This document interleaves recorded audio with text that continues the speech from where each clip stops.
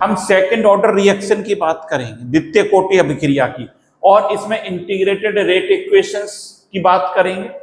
Integrated rate equations that mean समाकलित वेग समीकरण, उसकी हम बात कर चुके हैं। अब nth ऑर्डर, nवां ऑर्डर, कोई भी ऑर्डर हो, दूसरा हो, तीसरा हो, चौथा हो, उस ऑर्डर के लिए इंटीग्रेटेड रेट इक्वेशंस कैसे निकाली जाए, इस बात पर आज बात करेंगे।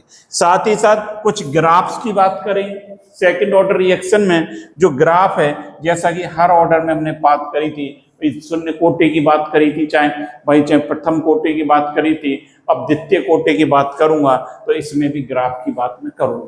तो आज के टॉपिक में हम इस पर डिस्कशन करेंगे कि किस प्रकार से इनको कैलकुलेट किया जाए। अब यहां पर देखिए, सेकंड ऑर्डर रिएक्शन आप समझते हैं। पहली बात, सेकंड ऑर्डर रिएक्शन द्वितीय कोटि अभिक्रिया, ये डेफिनेशन हमने पहले भी देखी थी। अभिकारक की दर किस पर निर्भर करेगी, किस पर निर्भर करेगी, अभिकारक की दो अभिकारकों की सांद्रता पर निर्भर, या इस बात को कहते हैं प्रत्येक के लिए प्रथम क्रम या एक ही अभिकारक की सांद्रता के भाई वर्ग के समानुपाती होती है। यही तो बात करिए, वर्ग पर निर्भर करेगी।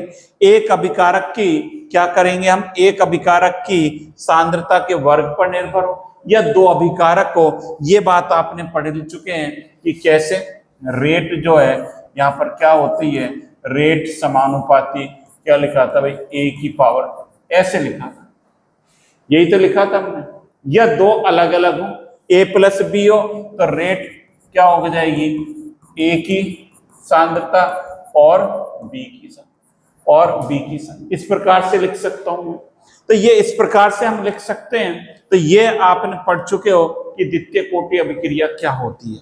साथ ही साथ इसमें हम ये भी पढ़ चुके हैं, क्या पढ़ चुके हैं कि भाई इसका ऑर्डर कितना है द्वितीय कोटि की, सर इसमें हमें पूछने की जरूरत ही नहीं है, सोचने समझने की जरूरत ही नहीं है। जब ऑर्डर 2 आ गया तो ऑर्डर इसकी कोटि क्या होगी, 2 ही होगी।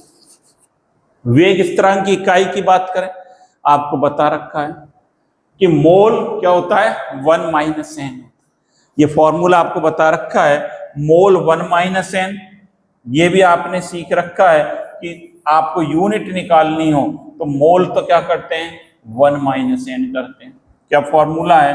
और लीटर क्या करते हैं, n-1 करते हैं, और सेकंड इनवर्स करते हैं। यही तो करा जाता है भाई, ऐसा लिखते हैं। अब मोल है, यहाँ 2 लिखूंगा तो मोल इनवर्स हो गया, -1 आ गया। लीटर 2 - 1 आ गया, और सेकंड में क्या आ गया, इनवर्स आ गया, -1 आ गया। इस प्रकार लिख सकते हैं। तो ये भी हम लिख सकते हैं, ये आपने पढ़ रखा है, मैं उसी को कोरिलेट कर रहा हूं जो आपने भाई पहले क्लास में पढ़ा है।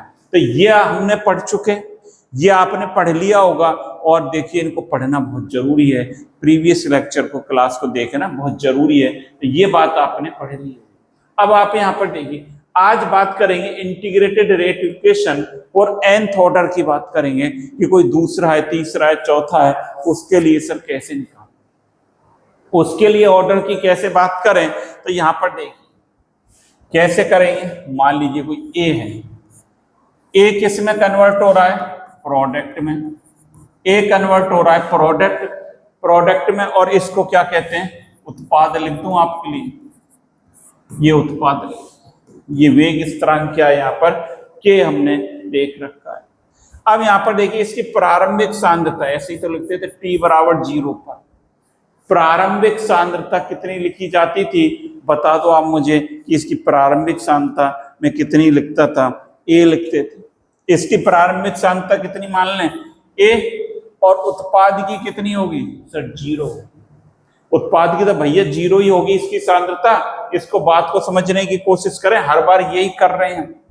अब क्या करूं, t = t समय पर इसका x ब्रेक हो गया, a - x, और ये कितना बना है, x। दूसरी बात ये लिखते आए हैं कि ये जो है ये किसके बराबर है, a0 के, और इसको हमने क्या मान रखा है, at मान रखा है। ये भी हमने पढ़ चुके हैं, कोई नई बात नहीं है। हमने प्रारंभिक सांद्रता, a0 क्या है, a0 क्या है, इनिशियल कंसंट्रेशन, इसको कहेंगे प्रारंभिक सांद्रता। ये तो प्रारंभिक सांद्रता है a0। तो और एटी क्या है, एटी बताओ, एटी भाई क्या है, फाइनल कंसंट्रेशन, और इसको क्या कहते हैं, अंतिम, इसको अंतिम सांद्रता, फाइनल कंसंट्रेशन, और ये अंतिम सांद्रता बोलेंगे। ऐसा आपको पता है, कोई नई बात आपके लिए नहीं है, तो इसे भी साथ ही साथ भाई नोट कर, ये हमने पहले भी पढ़ चुके हैं। और nth ऑर्डर की बात करेंगे बच्चे, तो भी इसको हमें समझना पड़ेगा, ये चीज आपको समझ में आ जानी चाहिए। प्रारंभिक सांद्रता a मान ली भाई, और अंतिम सांद्रता a-x मान ली, एटी a-x हो गई, ये a0 हो गई। अब इसको देखिए आगे क्या करना है, इसको समझने की कोशिश करें।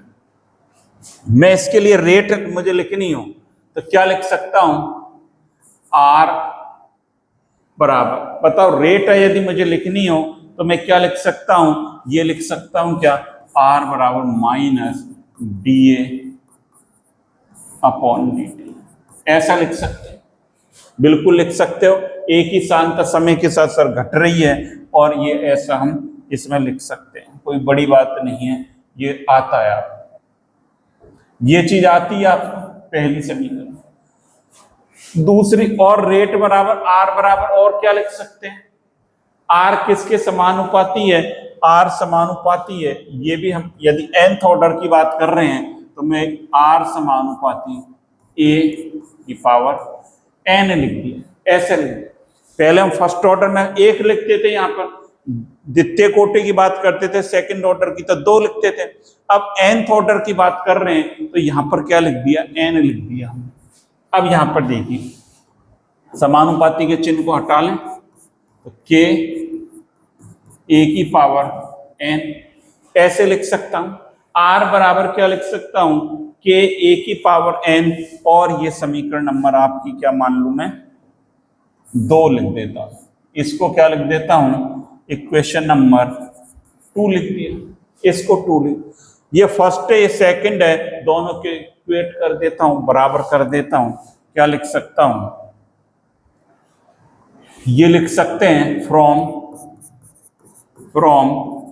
इक्वेशन 1 एंड 2, इक्वेशन 1 और 2 से क्या लिख सकता हूं, माइनस dA अपॉन dt, ये हो गई, इज इक्वल टू क्या है, k a की पावर, ये हो गई।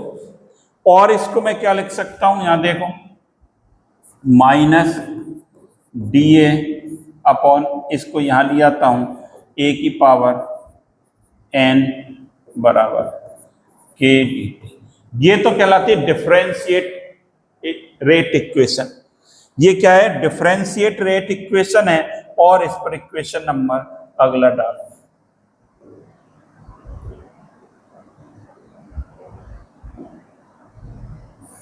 लो, ये 3 नंबर होगी, तो 3 नंबर होगी, 3 इक्वेशन हमने देख ली, 2 फर्स्ट और सेकंड को मिलाकर क्या कर दिया, ये कर दिया, इसका इंटीग्रेशन करेंगे।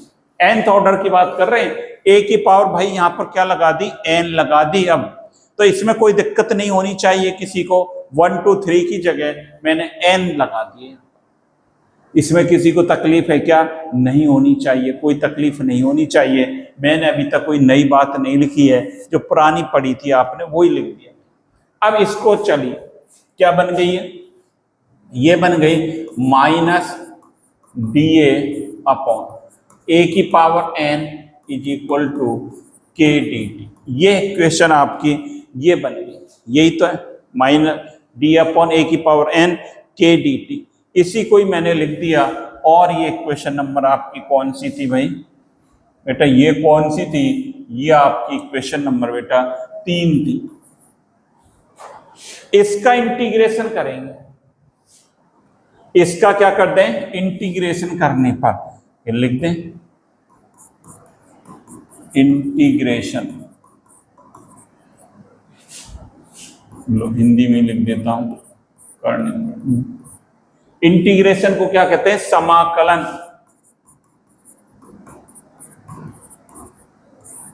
इसका समाकलन कर दे, कैसे करोगे, करो, देखिए ये समाकलन माइनस को बाहर निकाल दिया, dA अपॉन a की पावर n, a नॉट से AT लिमिट लगा दी बराबर k बाहर निकाल लिया और dt t बराबर है 0 से t बराबर, ये लिमिट लगा दी। ये हमने क्या लगा दी? लिमिट लगा दी इसकी। इसको क्या ऐसे लिख सकता हूं क्या? Minus a not AT a की पावर माइनस n और dA बराबर के, देखो इसको ऐसा लिख दे भाई, ये इसको ऊपर ले गया मैं तो माइनस n हो गया, और इसको इतना बना लें, तब आगे की बात करेंगे। आगे इसका इंटीग्रेशन करेंगे। आपको पता है क्या इंटीग्रेशन, यहां लिख देता हूं, देखो यहां देखिए साइड में, क्या इंटीग्रेशन करें किसका? a की पावर माइनस n dx, इसका इंटीग्रेशन कर दिया जाए, a की पावर माइनस dn, और क्या कर दूं? dx, या x की पावर माइनस n लिख लें। ये ना लिखना चाहें तो यहां पर क्या लिख दें? x लिख देता हूं। x की पावर माइनस n dx का इंटीग्रेशन क्या होगा?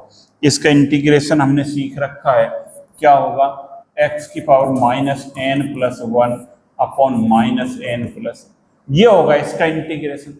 यही तो है a की पावर, यहाँ पर क्या है भाई? x की जगह a लिख रहा है, और dx की जगह क्या लिख रहा है? dA लिख रहा है, यही तो लिख रहा है। ऐसे इसको करेंगे सॉल्व, इसको आगे सॉल्व करेंगे। और इतना नोट कर लें, पहले ये भी नोट कर लिया होगा आपने, ये नोट कर लिया, और इससे पहले ये भी नोट कर लिया, हम पढ़ रहे हैं integrated rate equation for nth order. nth order के लिए क्या रेट इक्वेशन आएगा उसकी बात कर रहे हैं, तो ये आपने नोट करा, और साथ ही साथ ये भी भाई नोट कर लिया, ये नोट कर लिया। इसके बाद आप इसको नोट कर लें, और तब आगे अपन बढ़ेंगे। फटाफट इसका स्क्रीनशॉट ले लें या नोट कर लें। हाँ भाई कर लिया, बहुत बढ़िया, ये आपने नोट कर लिया सर, बिल्कुल यहां तक नोट कर लिया। अब अगली बात सीखिए भाई, इसका इंटीग्रेशन करना है हमें, तो कैसे लिखेंगे? इसका इंटीग्रेशन करो, इसका इंटीग्रेशन में क्या कर सकता हूं? माइनस, ये लगा है, और क्या लिख करूंगा? बोलो क्या लिखेंगे? a की पावर, बोलो भाई, a की पावर अपन इसका इंटीग्रेशन लिखेंगे तो भाई क्या लिखूंगा मैं? बोल देना, ऐसे ही तो लिखूंगा कि a की पावर क्या है? Minus n plus 1 upon minus n plus 1, और लिमिट क्या लगी हुई है? a नॉट से AT बराबर के, और इसको क्या लिखूंगा? t की पावर t बराबर 0 से t बराबर, ऐसा लिखेंगे, ऐसा लिखेंगे। इसमें कोई तकलीफ नहीं होनी चाहिए किसी को। भाई ये तो मैंने ऐसे ही लिखा है, a की पावर माइनस n प्लस 1 अपन, ये लिख दिया। अब आगे सॉल्व करें। देखो ये आया था हमारा, चलिए हाफ लाइफ की बात करेंगे, पहले इसको आगे सॉल्व कर। ये अभी बनी थी इक्वेशन a की पावर, क्या बनी थी? माइनस a की power minus n plus 1 upon minus n plus 1, और ये जो लिमिट लग रही है a नॉट से AT is equal to k और t बराबर 0 से t बराबर, ये लिमिट लगी हुई।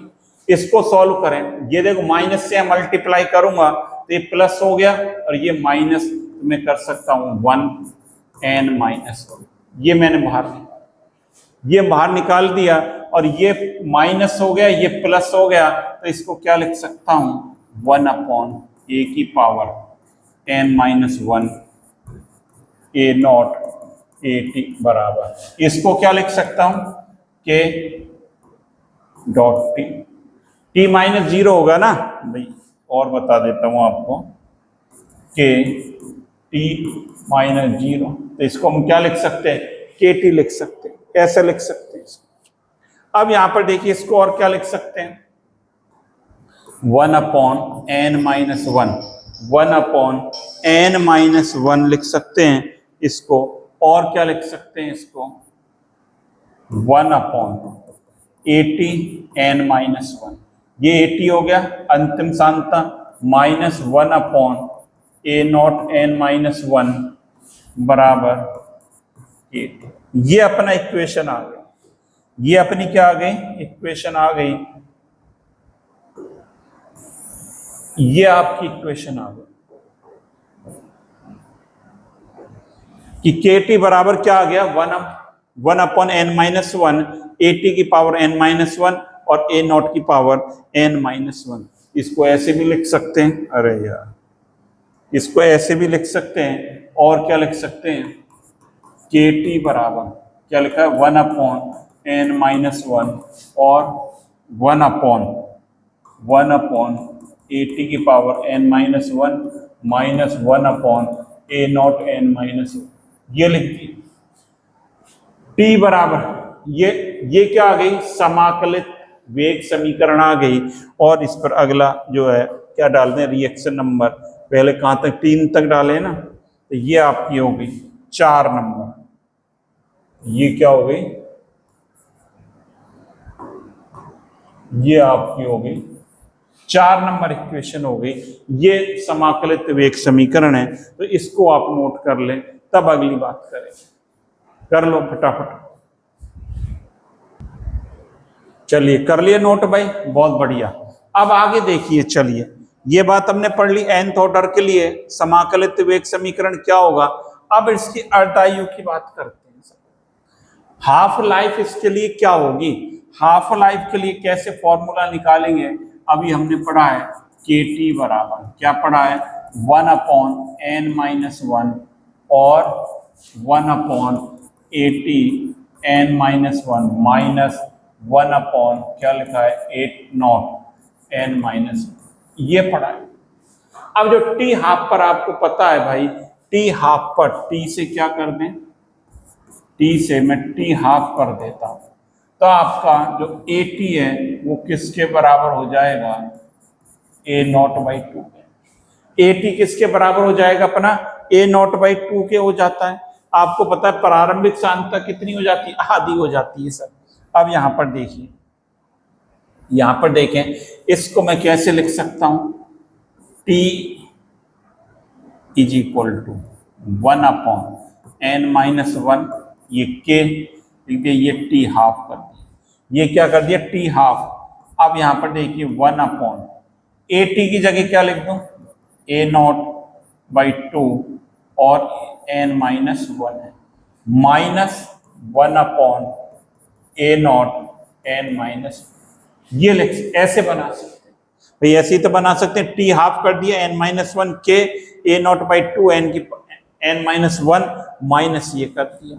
अब देखिए आगे क्या लिख सकते हैं, टी हाफ बराबर 1/n-1 के, इसको क्या लिख सकता हूं, 2 की पावर n-1 अपॉन क्या लिख सकता हूं, वो अपॉन a0n-1 माइनस 1/a0n-1, ऐसा लिख सकते हैं क्या नहीं, बिल्कुल लिख सकते हैं सर। ये 2 की पावर n-1 ही तो ये ऊपर चली गई, तो ये बन गया ये t half is equal to 1/n-1 के, और ये क्या बन गया, 2 की पावर n-1 a0n-1, ये बन गया।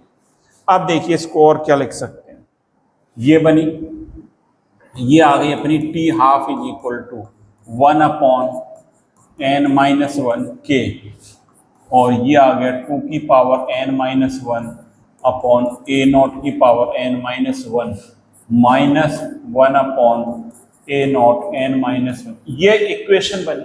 अब क्या लिख सकते हैं हम, t half is equal to 1/n-1 के, कॉमन क्या आ जाएगा, कॉमन आ जाएगा सर बेटा, कॉमन क्या आ जाएगा, a0n-1, और इसको क्या लिख सकते हैं, 2 की पावर n माइनस वन। ये अगली इक्वेशन आ गई, इक्वेशन नंबर, इस पर क्या डाल दूं, 4 डाल।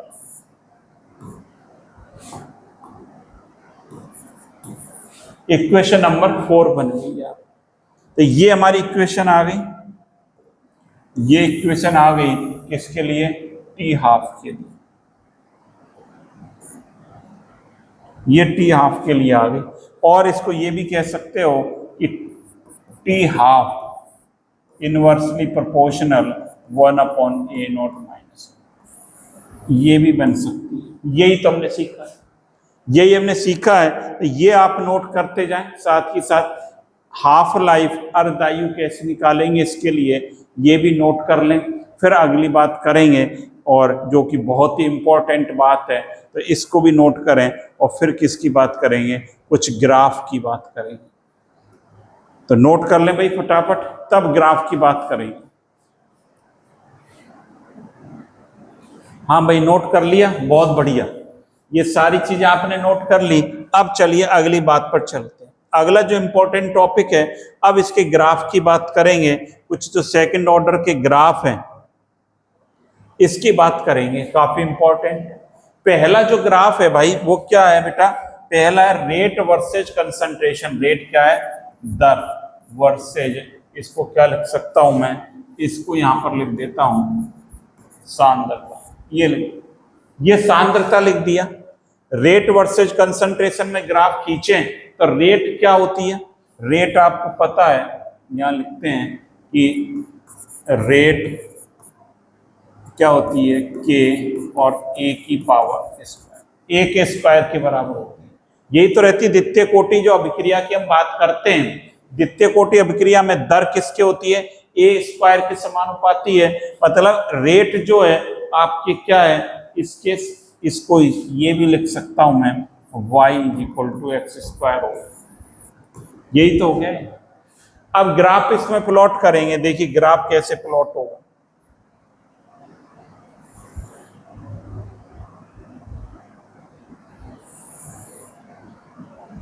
ये देखो, ये x एक्सिस, ये y, ये यहां पर क्या है रेट, और यहां पर क्या है कंसंट्रेशन। तो देखिए रेट जो है इसके स्क्वायर के समानुपाती। रेट दुगना करें तिगना करें, अगर तो इसकी सांद्रता को दुगना करें तिगना करें तो रेट क्या होगी, एकदम बढ़ेगी, तेजी से बढ़ेगी।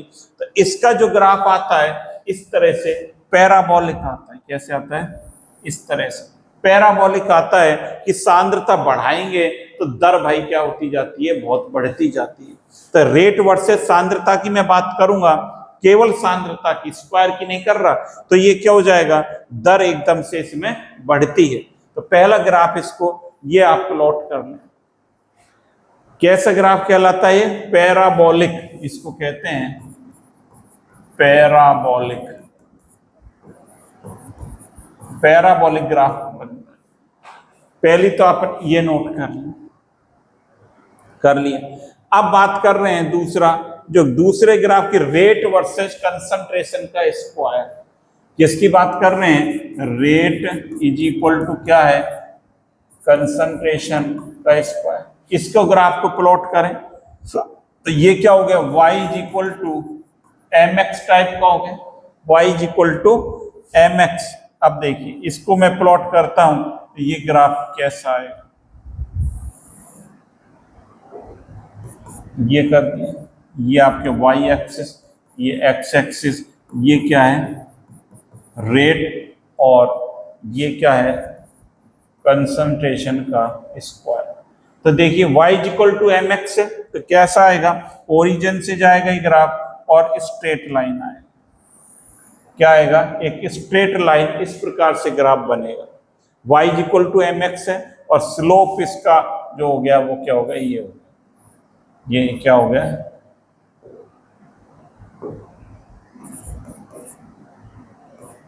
इस स्लोप किसके बराबर हो गया, m के बराबर हो गया। y = mx + c, c = यहाँ पर क्या है 0, कुछ नहीं है, इंटरसेप्ट यहाँ पर नहीं है। तो इस तरह से स्ट्रेट लाइन आएगा। जब ओनली कंसंट्रेशन की बात करते हैं तब ग्राफ कैसा बनेगा भाई, पैराबोलिक बनेगा, इस तरह से डायरेक्ट बढ़ेगा ये। अब देखिए ये बना लिया आपने, रेट वर्सेस कंसंट्रेशन का स्क्वायर। अब अगले ग्राफ की तरफ चलते हैं, काफी इंपॉर्टेंट है, और ये जो ग्राफ है आपका 1/80 वर्सेस टाइम क्या है, इसकी बात कर। अब देखिए इसका ग्राफ कैसे बनेगा, ये हमने पढ़ रखा है 1 क्या, अभी समीकरण पढ़ी थी, समाकलित 1/80 माइनस 1/A0 बराबर 80, ये होता है। डेट मीन्स मैं ऐसे लिख सकता हूं 1/80 बराबर KT प्लस 1/A0, ऐसा लिख सकते हैं। ये 1/80 वर्सेस T, ये ग्राफ हमें प्लॉट करना है AT और T में, तो ये क्या बनेगा, y equal to mx plus C, ये c है, m क्या है, m बराबर तो k है जो स्लोप कहलाता है, और c इंटरसेप्ट 1/A0। तो ये ग्राफ कैसे बनेगा, इस ग्राफ को प्लॉट करके देखते हैं।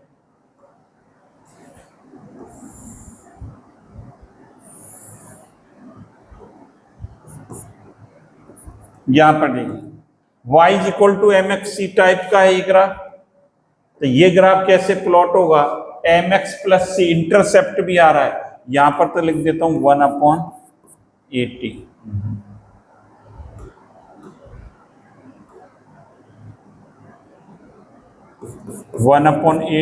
और यहां पर क्या है, टाइम x एक्सिस, ये x एक्सिस, ये y, और यहां पर क्या है, टाइम t।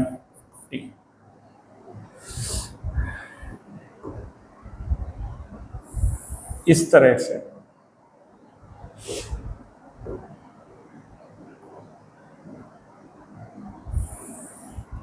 स्ट्रेट लाइन आएगा यहां पर ग्राफ, और ये किसको बताएगा, ये इंटरसेप्ट C को, और ये आपके क्या हो गया M, ये M, इसकी जरूरत नहीं, ये यहां से M बराबर, इस प्रकार से ग्राफ बनेगा, इसको भी नोट कर लें। बात आ रही है 1/80 और T के बीच ग्राफ प्लॉट करना है भाई, और 1/80 y इक्वल y एक्सिस पर 1/80, x पर क्या t है, तो ये k स्लोप है, और इंटरसेप्ट क्या है, ये है, नोट कर लो भाई फटाफट, सारी चीजें नोट करनी है अपने को भाई। कर लिया भाई नोट, चलिए कर लिया, तब अगले ग्राफ की तरफ चलें।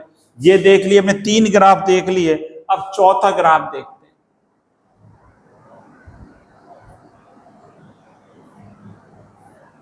चलिए ये तो हमने देख लिया, अब 80 वर्सेस टाइम, इससे पहले हमने क्या देखा था, 1/80 वर्सेस टाइम, अब मैं बात कर रहा हूं 80 वर्सेस टाइम। पहले तो इसको सॉल्व करें, 80 वर्सेस टाइम का क्या मतलब है, क्या है, 1/80 minus 1/A0 is equal to KT होता है, ये होता है, और 1/80 बराबर क्या लिख सकता हूं, KT प्लस 1/A0, इसको सॉल्व कर सकता हूं, 1/80 बराबर ये A0, इसको क्या लिख सकते हैं, KT A0 प्लस 1, ऐसा लिख सकते हैं, और इसको मैं लिख सकता हूं AT बराबर, रेसिप्रोकल कर दिया, A0 upon KT A0 plus, ऐसा लिख सकता हूं कि ये देखो कर, ऐसा लिख सकते हैं, A0 अपॉन क्या लिख दिया, A0 KT प्लस 1, ये हम लिख सकते हैं। अब हमें ग्राफ करना है 80 वर्सेस T, 80 वर्सेस T क्या है, 80 इनवर्सली प्रोपोर्शनल है T के, देखो 80 इनवर्सली प्रोपोर्शनल आ रहा है भाई, ठीक है। अब देखो ग्राफ कैसे प्लॉट करेंगे, ग्राफ हमें कैसे प्लॉट करना, ये आपके y एक्सिस और ये x एक्सिस, ये y है और ये क्या है 80, ये 80, और यहां लिख देता हूं 1/T, 1/t। तो ये जो हो रहा है इनवर्सली प्रोपोर्शनल है, और ये क्या हो रहा है, समय के साथ लगातार ये क्या होती जा रही है, डिक्रीज। इस प्रकार से जो है समय के साथ सांद्रता क्या होगी, डिक्रीज होगी। तो ये ग्राफ इस तरह का हमारा बन जाता है, नोट कर लो। ये ग्राफ इस तरह का आ जाएगा।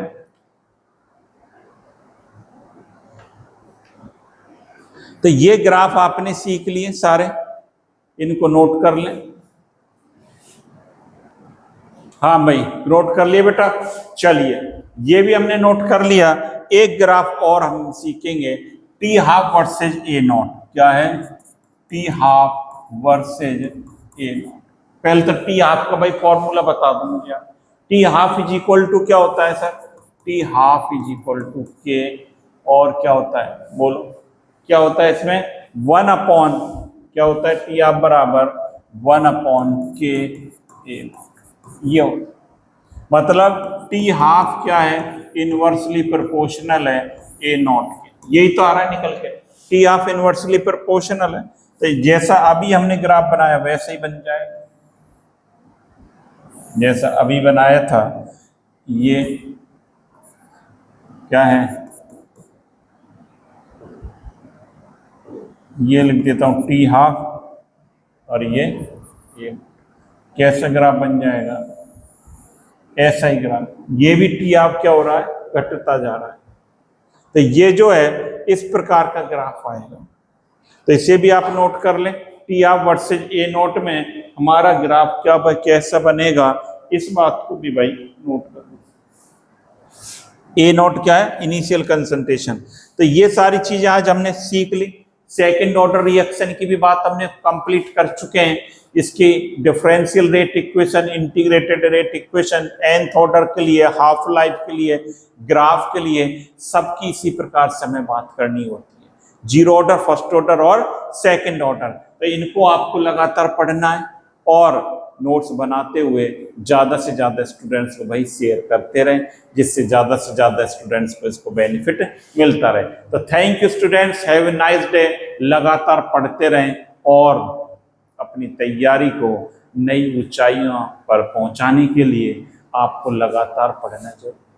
आप लगातार पढ़ेंगे, नोट्स बनाएंगे, जब भी आपको सक्सेस मिलेगी। और ये सारे लेक्चर आपस में क्या है भाई, इंटरलिंक्ड हैं, कोरिलेटेड हैं। इसलिए अगली क्लास में हम नए टॉपिक के साथ आपके साथ बात करेंगे। इनको जब तक आप पढ़ते रहिए। Thank you.